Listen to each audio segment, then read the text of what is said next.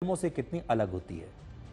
Hollywood की फिल्मों ने अब तक दुनिया की यही धारणा बनाई है कि जब एलियंस भी इंसानों पर हमला करेंगे, पृथ्वी पर हमला करेंगे किसी दूसरे ग्रह से, तो आपको बचाने वाला सिर्फ अमेरिका होगा और उसकी अंतरिक्ष एजेंसी नासा के वैज्ञानिक आपको बचा लेंगे।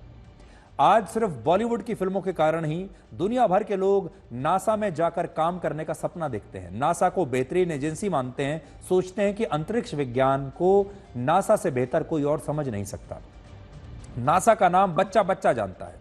लेकिन आज बड़ा सवाल यह है कि क्या नासा के बारे में आपको बताई गई ये सारी बातें वाकई में सही भी हैं? क्या वाकई नासा इतना कॉम्पिटेंट है? 9 महीने से अंतरिक्ष में फंसी सुनीता विलियम्स और बुच विल्मोर आखिरकार पृथ्वी पर अब लौटने वाले हैं। लेकिन उनकी यह वापसी नासा के अंतरिक्ष यान से नहीं हो रही।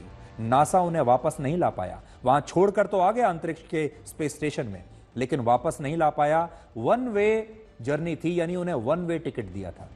इन दोनों अंतरिक्ष यात्रियों को इलॉन मस्क की कंपनी स्पेस एक्स का एक अंतरिक्ष यान अब पृथ्वी पर ला रहा है।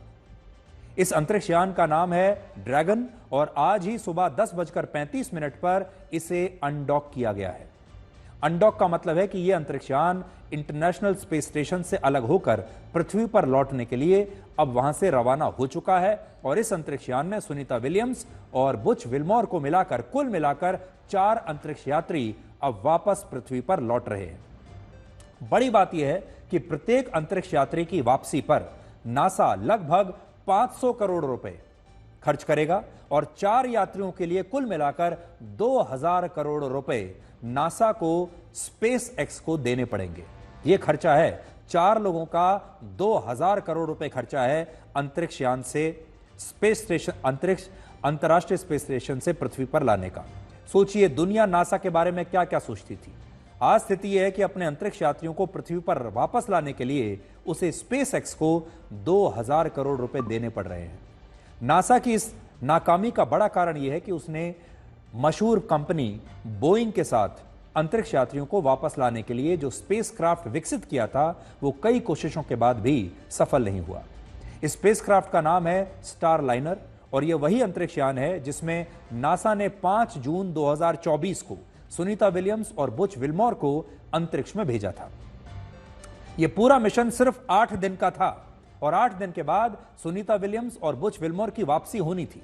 लेकिन नासा के इस अंतरिक्ष यान में खराबी आ गई और उसे दिशा दिखाने वाले 5 थ्रस्टर बंद हो गए और इस अंतरिक्ष यान की हीलियम गैस भी लीक होने लगी। नासा ने कई कोशिश की, लेकिन वो हॉलीवुड फिल्मों जैसा कोई चमत्कार नहीं कर पाया। यानी हॉलीवुड की फिल्मों में तो नासा कुछ भी कर देता है, लेकिन यहां नहीं हुआ क्योंकि यह असलियत है। आखिर में उसे एक private space company space x की मदद लेनी पड़ी और इससे आप समझ सकते हैं कि नासा की असली क्षमताओं को शायद अमेरिका ने फिल्मों के जरिए दुनिया के सामने बहुत बड़ा चढ़ाकर पेश किया है। सुनीता विलियम्स और बुच विल्मोर स्पेस एक्स के जिस अंतरिक्ष यान से लौट रहे हैं, वो आज रात 3:27 पर फ्लोरिडा में स्प्लैश डाउन करेगा। स्प्लैश डाउन का मतलब है कि यह अंतरिक्ष यान समुद्र में लैंड करेगा और इस लैंडिंग के बाद आखिरकार सुनीता विलियम्स और बुच विल्मोर पृथ्वी पर वापस आ जाएंगे। सुनीता विलियम्स दुनिया की तीसरी ऐसी महिला अंतरिक्ष यात्री होंगी जिन्होंने सबसे ज्यादा 286 दिन अंतरिक्ष में बिताए हैं। उनसे पहले क्रिस्टीनिया कोच 328 दिन बिता चुकी हैं और पेगी विटसन ने 289 दिन अंतरिक्ष में बिताए हैं। सबसे बड़ी बात यह है कि 59 वर्ष की सुनीता विलियम्स 3 बार अंतरिक्ष में जा चुकी हैं और उन्होंने अपने जीवन में कुल मिलाकर 608 दिन इस इंटरनेशनल स्पेस स्टेशन में बिताए हैं। स्पेस वॉक करते हुए अंतरिक्ष में सबसे ज्यादा समय बिताने का रिकॉर्ड भी सुनीता विलियम्स के नाम पर ही है। पृथ्वी की सतह से इंटरनेशनल स्पेस स्टेशन की दूरी 402 किलोमीटर है और यह बात शायद आपको पता नहीं होगी कि स्पेस स्टेशन में एक दिन 24 घंटे का नहीं बल्कि सिर्फ 90 मिनट का होता है। यह स्पेस स्टेशन प्रति घंटा 28,000 किलोमीटर की स्पीड से 28,000 किलोमीटर प्रति घंटा की स्पीड से पृथ्वी के चक्कर लगाता है और इस दौरान 24 घंटे में 16 बार सूर्य उदय होता है और सूर्य अस्त होता है और इस हिसाब से एक दिन सिर्फ 90 मिनट का होता है। इससे भी बड़ी बात यह है कि स्पेस स्टेशन में 9 महीने बिताना किसी चुनौती से कम नहीं है, बहुत मुश्किल काम है। अब आप सोचिए, आपको किसी एक जगह पर 9 महीने के लिए छोड़ दिया जाए और वहां आपके अलावा कोई ना हो। यह स्पेस स्टेशन सिर्फ एक फुटबॉल स्टेडियम जितना बड़ा है और इसमें रहने वाले अंतरिक्ष यात्रियों को हर रोज सुबह 6:30 बजे उठना होता है। पसीने और अपने यूरिन को रिसाइकल करके बनाए गए पानी को ही पीना होता है, क्योंकि अंतरिक्ष में पानी आएगा कहां से।